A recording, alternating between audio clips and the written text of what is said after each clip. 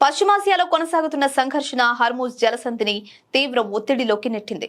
Shipping వార్తల website Lloyds list నివేదిక ప్రకారం Iran Islamic revolutionary guards IRGC ఈ జలసంధిలో టోల్ బూత్ వ్యవస్థను ప్రవేశపెట్టింది. నౌకలు అవసరమైన అన్ని డాక్యుమెంట్లు సమర్పించి క్లియరెన్స్ కోడ్స్ పొంది ఐఆర్జీసీ భద్రతతో ఒక నిర్దేశిత నియంత్రిత కారిడార్ గుండా ప్రయాణించాల్సి ఉంటుంది. ఇప్పటికే ఈ వ్యవస్థ పనిచేస్తోందని సదరు రిపోర్టు వెల్లడించింది. మార్చి 13 నుండి కనీసం 26 నౌకలు జలసంధి గుండా ప్రయాణించాయని పేర్కొంది. ఆటోమేటిక్ ఐడెంటిఫికేషన్ సిస్టమ్ ట్రాకింగ్ ఆధారంగా మార్చి 15 నుండి ఏ నౌక కూడా సాధారణ మార్గాన్ని ఉపయోగించలేదని లాయిడ్స్ లిస్ట్ ఇంటెలిజెన్స్ డేటా సూచిస్తోంది.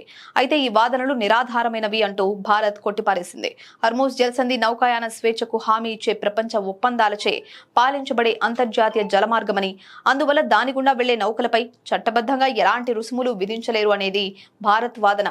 ఇది ఇలా ఉండగా ఇండియా సహా 5 మిత్ర దేశాలకు చెందిన నౌకల ప్రయాణానికి ఇరాన్ అనుమతించింది.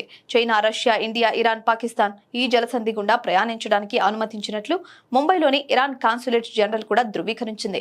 గురువారం నాటికి భారతదేశానికి వెళ్లాల్సిన కనీసం 5 నౌకలు హర్మూజ్ గుండా సురక్షితంగా ప్రయాణించాయి. వాటిలో జగ్ వసంత్, ఫైన్ గ్యాస్ అనే 2 నౌకలు ఈ వారం చివరి నాటికి తీరానికి చేరుకుంటాయని భావిస్తున్నారు. ఇరాన్ భద్రతా నిబంధనలను పాటిస్తూ దేశానికి వ్యతిరేకంగా ఎలాంటి చర్యలకు మద్దతు ఇవ్వనంత వరకు శత్రుత్వం లేని నౌకలకు సురక్షిత ప్రయాణానికి అనుమతి ఉంటుందని పునరుద్ఘాటించింది.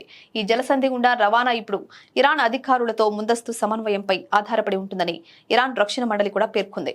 మరోవైపు హర్మూజ్ ను తిరిగి తెరవాలని ఐక్యరాజ్య సమితి సెక్రటరీ జనరల్ ఆంటోనియో గుటెరస్ పిలుపునిచ్చారు.